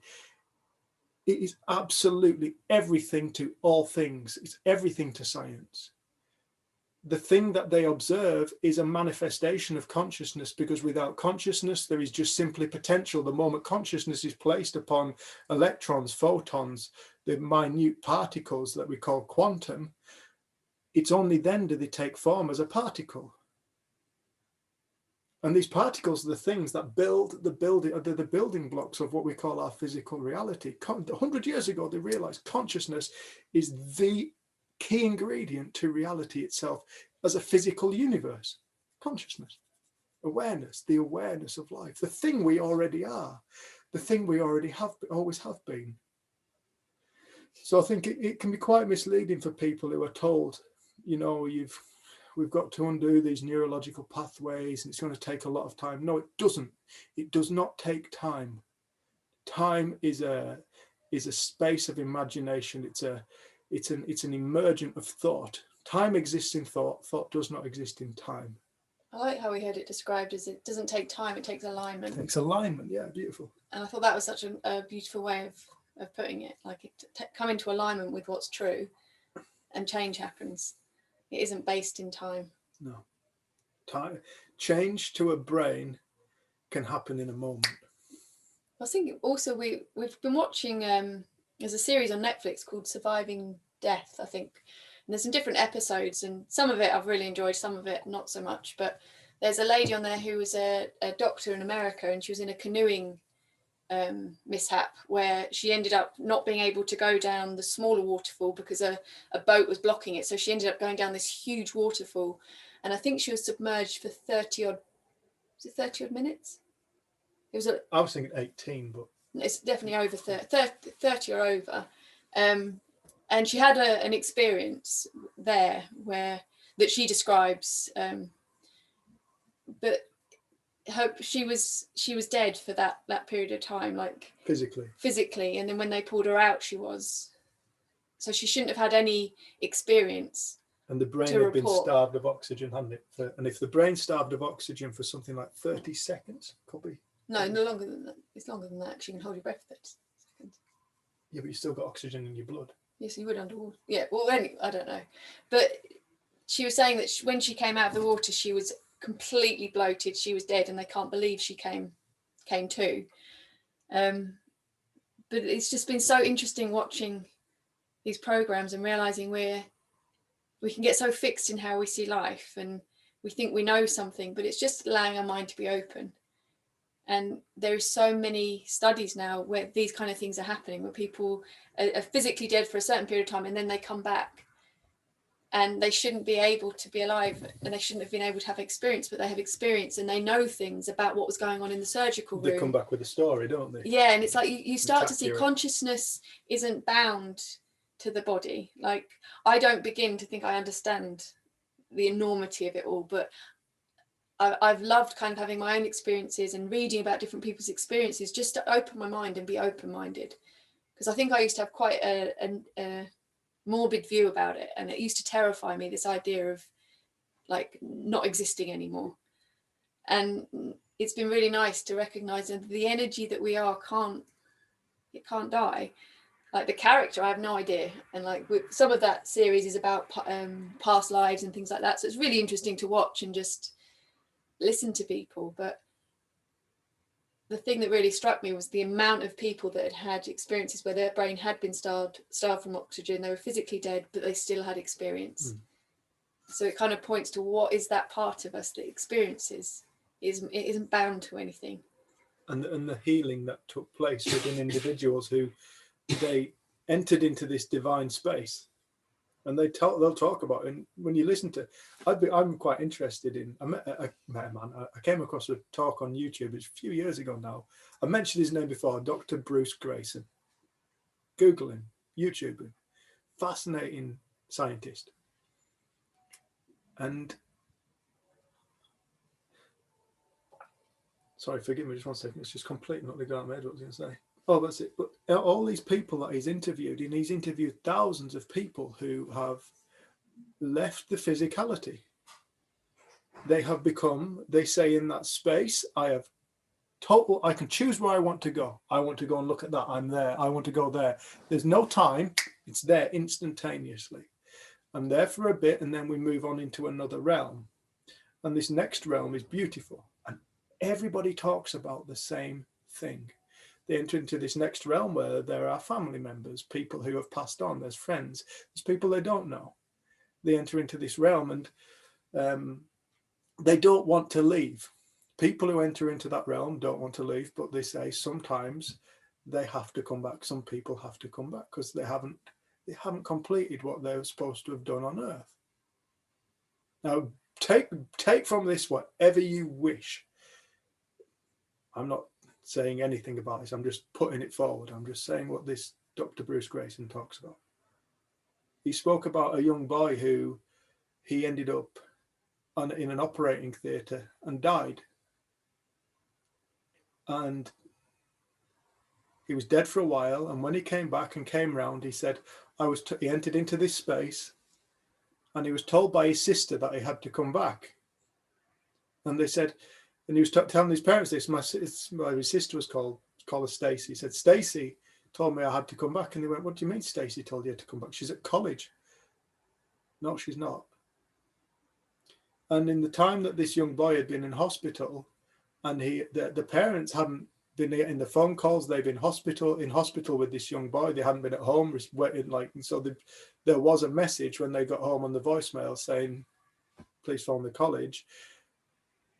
This girl had died. Was it the day before or that day? Day before. She was killed in a car accident. This young boy came back out of his death. So they both were actually dead at the same time. Came back and said, Stacey told me I needed to come back because I'm not finished, but she's staying there. And they found out, Stacey was killed in a car accident. So you see this life stuff, when we're starting to put the pieces together now, bit by bit, we're starting to get a fuller picture of consciousness. We're starting to get a fuller picture of life. Throughout time, there have been people who've spoken about heaven and stuff like this, and afterlife and previous lives. And Sydney Banks, when he was asked, do you come back, do you get reincarnated? He said, yes. Well, what level of consciousness do you come back with? You come back with the same level of consciousness of which you leave with. You'll come back with the same level of consciousness of that which you leave. So when you take that statement and you look at something else that's really important about life, it starts to make sense. You start putting the pieces together and it starts to make sense. Life starts to make sense. Okay, so if we do come back, and we have been in here before, not in this body, this is a brand new body, this is a new expression, but as a state of consciousness, as a state of beingness, you notice something about life. We learn from the moment we open up our eyes. We learn and we learn and we learn and we learn and we learn and we learn and we learn and we learn and we learn throughout for entirety of our lives. We don't stop learning. Throughout the entirety of our lives, our consciousness rises. Our consciousness rises. Our consciousness rises if we're wise enough to keep an eye on it. So you see that each life, and this is why life is always never in a constant state of stuckness. Life is always in a constant state of evolution. It doesn't sit still. This is why the world doesn't sit still. This is why humanity doesn't sit still. This is why new things come into the world, new opportunities, new inventions, new ideas, because humanity is always learning. As it learns, it enters into a new space of consciousness, new information arrives, enters into a new space of consciousness, new information arrives, because it's only when we enter into the space of consciousness that we're ready to receive the information. Thought and consciousness are absolutely linked. They are both the same thing. They're all one thing. As we enter into, as we awaken throughout our lives, we learn. And as we learn, we carry it through, according to Dr. Bruce Grayson, and according to Sydney Banks, and according to people who have spoken about this kind of thing in the past, which means that life is not it's not some random thing. Our being here is not a random event. We're not here by chance. We're not here by, oh, this is all just a chemical thing. It doesn't frigging matter anyway. No, it's not that. It's a beautiful thing. It's a game. It's an experience which is important. It's important that we're here. We're here now for a reason, because we're here. We're not here by chance. We're not here by fluke. We're here for through absolute perfection. You really look at everything and you realize it's perfect. You look at anything in this universe and you realize it's perfect. Any judgment to the contrary is simply an observation, a cast of judgment. When I'm talking about perfect, I'm not saying good or bad, that kind of perfect. I'm saying what is. It cannot be any other way. And so therefore, if it cannot be any other way, it can't be anything but perfect. It's a controversial thing because people throw all kinds of things at me when I say that. But given the state of the consciousness of humanity at the moment, the world can't be anything other than what it is. With the corruptions, the greed, but also all the beautiful things as well, which Mr. Hardingham so rightfully points out. All the beautiful things as well, because humanity is a beautiful thing. We are beautiful. I used to think we were cancer on the face of the earth, destroying everything, until I woke up and realized, no, we're beautiful. We're just seriously lost. We're missing the point of life. We're missing this invisibleness of life, the source of life, the consciousness, the spiritual essence of life. That's what humanity is missing en masse, especially in the West. I think despite that, like there's on the news earlier, it was about they found human remains, and I didn't know I only found out about it today. This lady had been missing. They think it might be her. But the thing that struck me was the amount of people that had never met her who were sending flowers and messages that they wanted their family to know that they're being thought of. And loved. I think, like even people who might not necessarily have any idea of spirit or consciousness, like there's so many people that live really beautiful lives of like an acts of kindness, and I think that's something I've started to realize. Like when you look for it, it is everywhere. Like I remember seeing a lady collapse in a supermarket car park, and the amount of people that went over to try and help her, like a complete stranger, but people went to help her. And I know there's so much goodness and spirit in people. And I think, like I look at some of the things that my grandparents used to talk to me about, and I kind of hear it different now. And I realize actually I think they did know something about life, and it might not be in the language that we use now, but I think, and I've heard it in a talk recently, like there is so much goodness in the world that we don't get to hear about or see. So much more goodness than anything in there. And like even people who kind of can commit horrendous crimes, like you see them with their child or with their grandmother or something, you see they've got love there too. And I think that's what strikes me, like there's lessons we have to learn, and like that the things that have happened in your life that you're not proud of done out of ignorance. I'm aware of that for myself, and you see the innocence in the misbehavior, in the So it's not saying that everything's that people do is right, but you see where it comes from. And I think you see that there is that potential of goodness in all people. And there's good and bad in everyone. Learn to live as we learn to give each other what we need to survive together. What's the next bit? What is it? It's a song. Oh, I've never heard It's this song. Paul McCartney. It's Ebony and Ivory.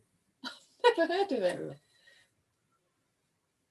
I thought you were going to say something really, like some profound thing just come to your It's mind. just Paul McCartney. It's quite profound. I liked it. But yeah, Emma, if you do watch this back, yeah, if you look at the brain, it becomes really confusing. Let go of all that stuff, and it all looks after itself.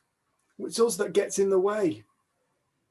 It's us and our great ideas. The brain looks after itself. The body knows what to do if you give it with the right nutrients and feed it logically and feed the mind with beautiful things, like logically good things. It's like anything. It looks after itself.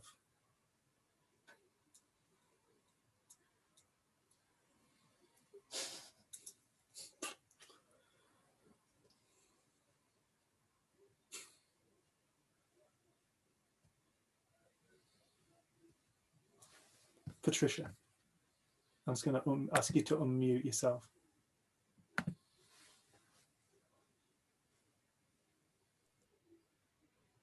What I feel more than anything is the need for love. It really is. I've come across that time and time again.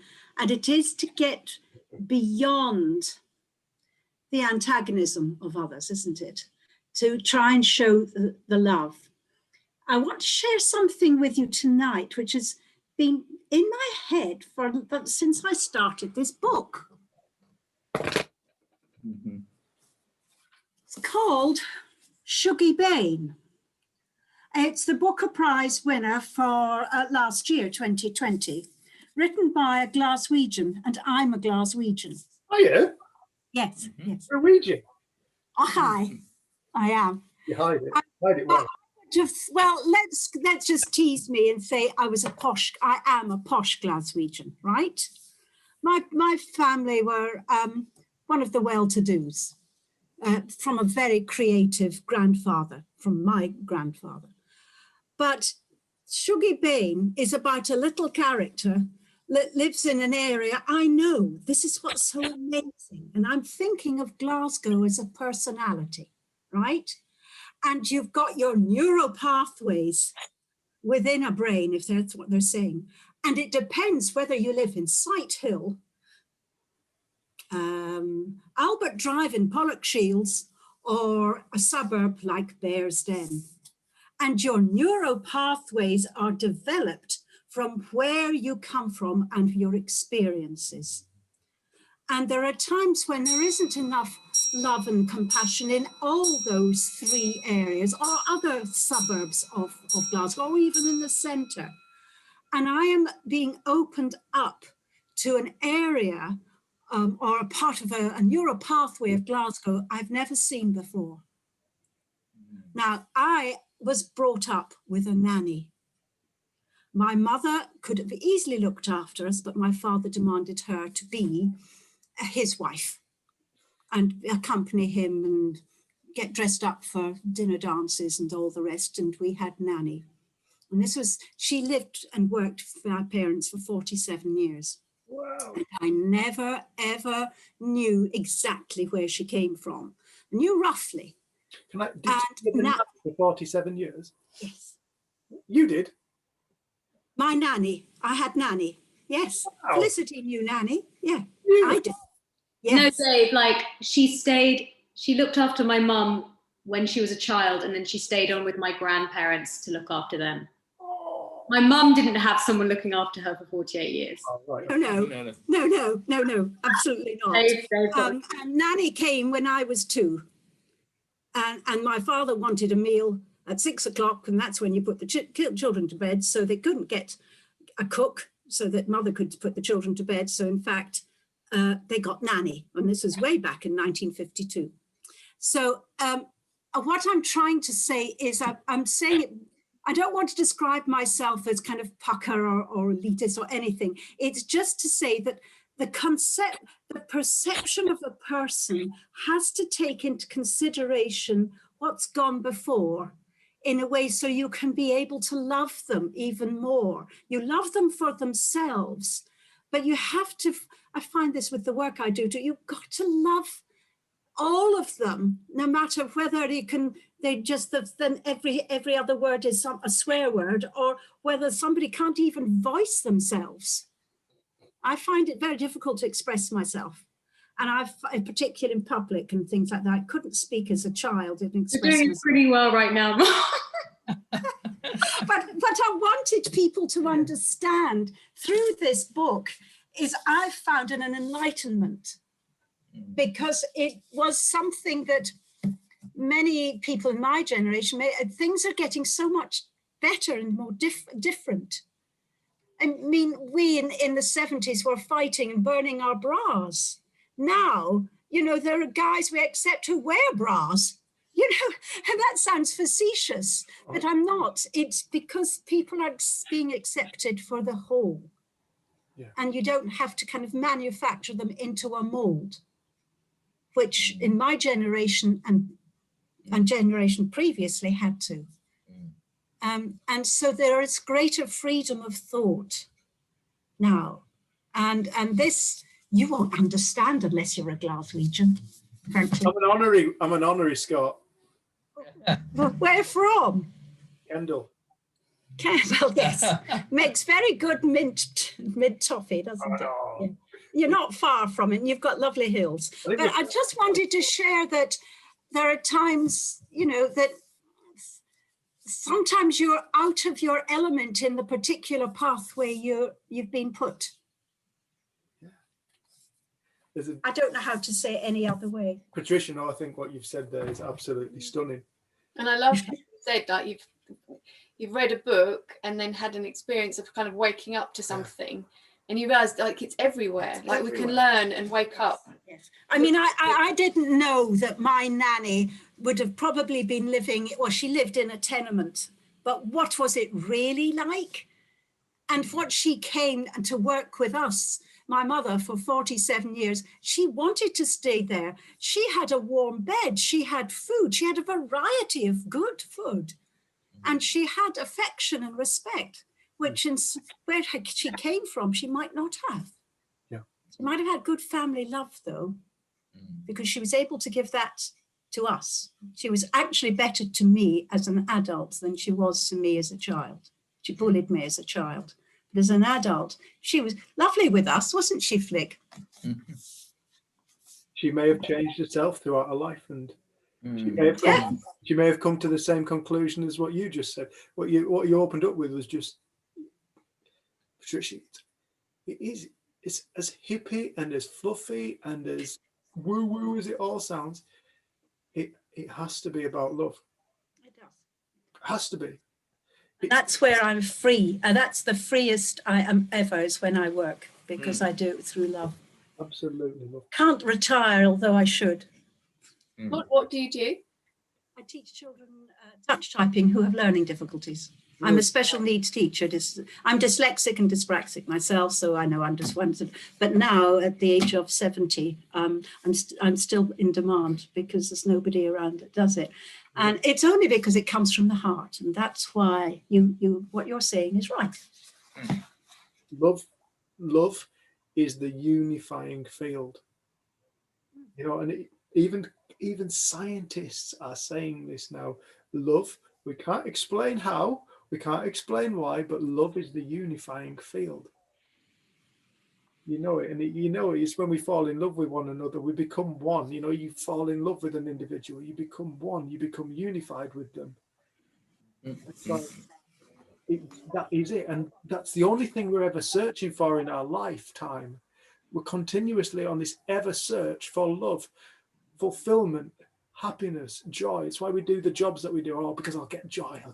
Take me closer to joy. If I get more money, take me closer to joy.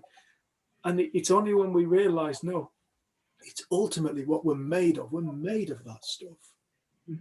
And you find it and you wake up to it within yourself. And then you realize things like, wow, it is. It's all about connection and love. Love and connection are the same.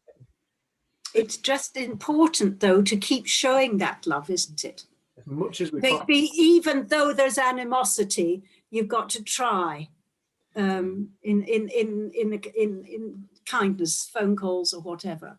Yeah. Beautiful. I think I love phone calls in lockdown. It can break barriers. Absolutely love communication. Mhm. I was thinking as well, like whenever I've spoken to people about school and teachers, it'll always be the person that showed them love that they learned the best in. And I think we don't realize how important that is, and it can seem we don't realize it's the most important thing. It's not like a side thing, it's the most important thing. It gets shit done, does love.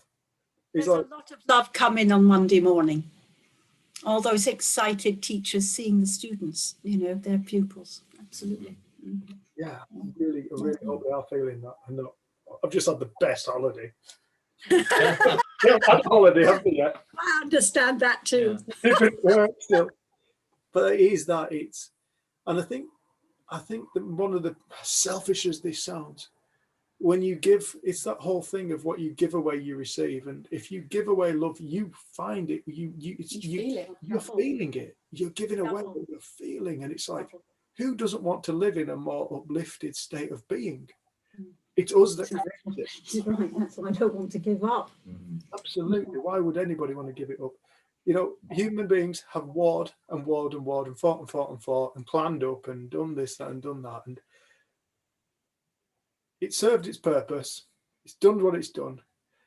I think it's time now for humanity to start to accept one another. Trisha, you just described it. There was a time you were burning your bras, and now there's fellas wearing bras and people are accepting it.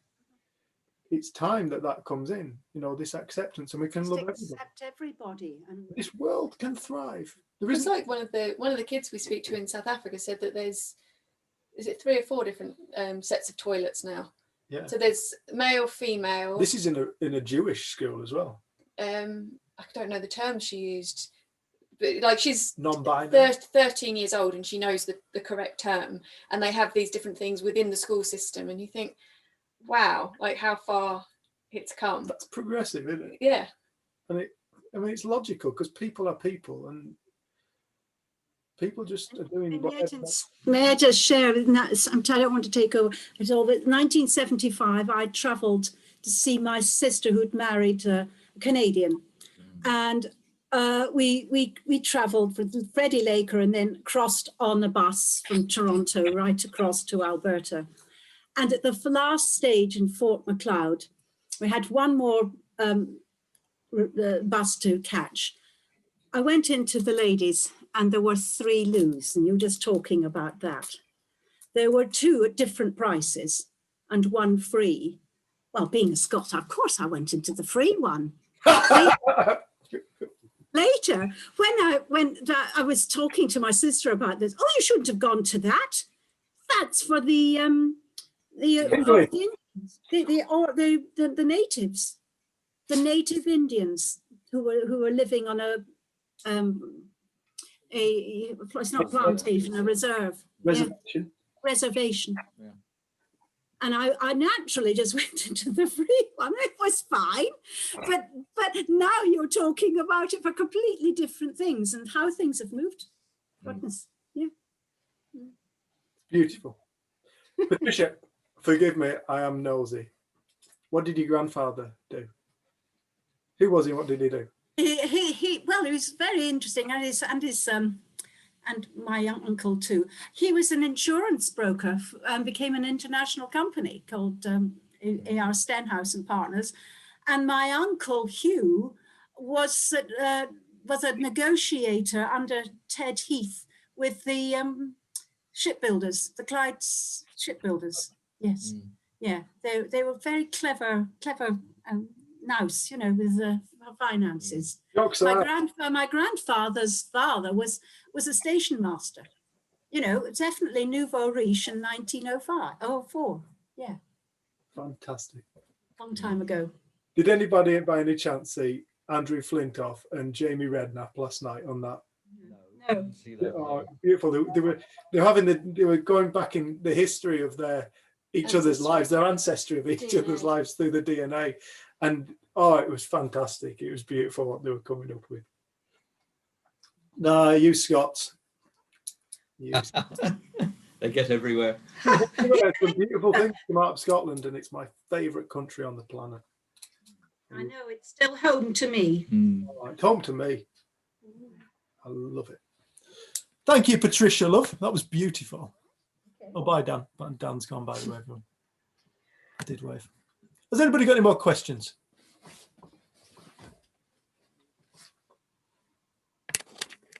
Statements? Kelly, is that Kiki? Show us quickly, twizzle it round and show us a face. She's being all silly. She won't. Hiya, Cakes. Mwah. How are you doing, love? She's being weird. Stop. Stop, I David, don't don't want be to weird. be on. Stop. Hiya, Cakes. That was my fault. Sorry, love. That's Nice all to right. see you. She's being a Wally. She's aren't cool. you? She's cool. Isn't she? We love her. Hi, Kiki. Hi. Hi. Hi, Bobbins. Hi. Hi. Nobby and I'll just pull her head up. Oh, Leave her alone. soz. Bye.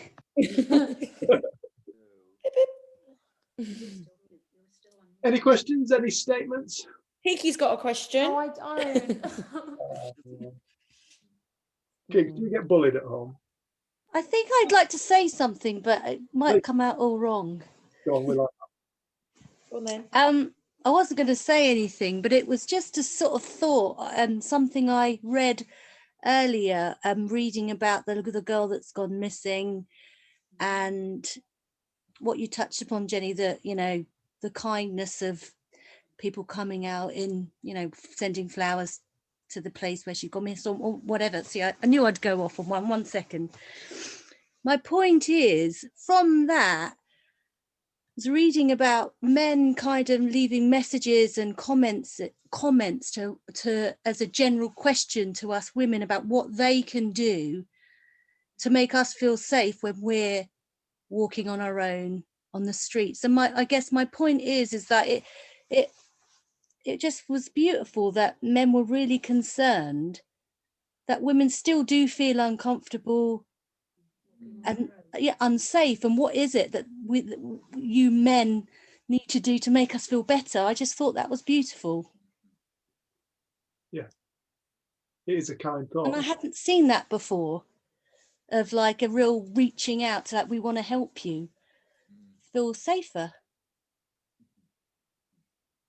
Yeah, I think it just shows that, like, I think the division and the separation and the differences are kind of getting less and less in a way, and it's like that unity. Well, how can we create a more beautiful world together? And there are people being willing to stand up and say, right, what can I do? How can I help? Yeah.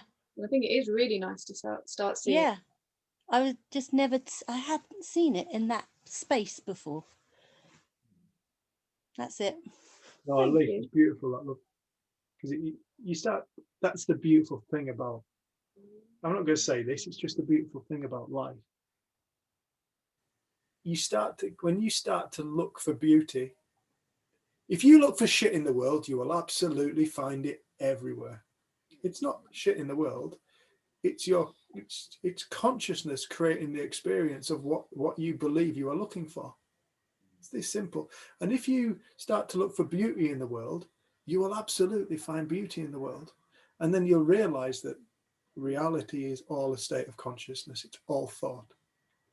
But it's like, it sounds to me like you've opened up and you've started to see the beautiful things in the world. Because to many people, that might have just gone, not even registered on their radar. You know, it could have just gone straight through somebody's ear, in one ear and out the other. But for you yourself, it's like it touched something within you, and you felt it, and you became intrigued by it, and you remembered it, and you've brought it up just now because it's obviously quite an important thing for you to have seen, and it's an important thing for me to hear when you said it. I think that's really beautiful, but I think that every single person on earth, absolutely, bless you. Thank you. It's all right, I've done it. Every single person on earth is is beautiful. They are. People do some. I've been to prison. I've done stupid shit. I've been in prison and spoken with lads in prison, and I've seen they've done stupid shit. And some lads have done stupid shit repeatedly. I'll mention this just briefly. I think I've mentioned it before, but I remember the one gypsy lad, forgive me if I mention him, but he was beautiful. Begins with A, Alfie. We were working in this prison and we were talking about mind and just having a general conversation like this. And he just went, "Oh my God. So, right. Just because I'm a gypsy, I don't have to break the law, do I?" We're like, "No, of course you don't, Alfie." No, you don't understand. He's this proper kind of, well, I say Cockney, who's below Preston. Like, no, like, you don't understand. Just because I'm a gypsy, I don't have to break the law. And we're like, yeah. And he went, "No, this is massive." He said, "I'm brought up as a gypsy. I've broken the law since I was a kid. That's what I've been brought up to do. Me and my brother and my dad and all this stuff." And it's like, you could see, he said, "I'm in and out of this spot. I hate it." He didn't know anything different. So because he didn't know anything different, he couldn't do any different. He hadn't had a new thought that said, "I don't have to do this anymore." He hadn't had it. It simply had not occurred to him. And because it hadn't occurred to him, it's not his fault. He just hadn't had the realization that I don't have to do this anymore. Just because I'm a gypsy, I don't have to break the law. I think he's talking at the international conference. Is he? I think so. Good, because he was that lad. I it's him. fell in love with him. I absolutely fell in He shares this love now. with him. Yeah, Within prisons and different things. he goes around the prisons and he shares this. He's out of prison now, so he's... And one of the things he spoke about was in the gypsy culture, you absolutely respect your elders. If somebody older than you tells you to do something, you don't question it, you get on with it. And your privilege is when younger people come in, younger than you get to push them about and tell them what to do.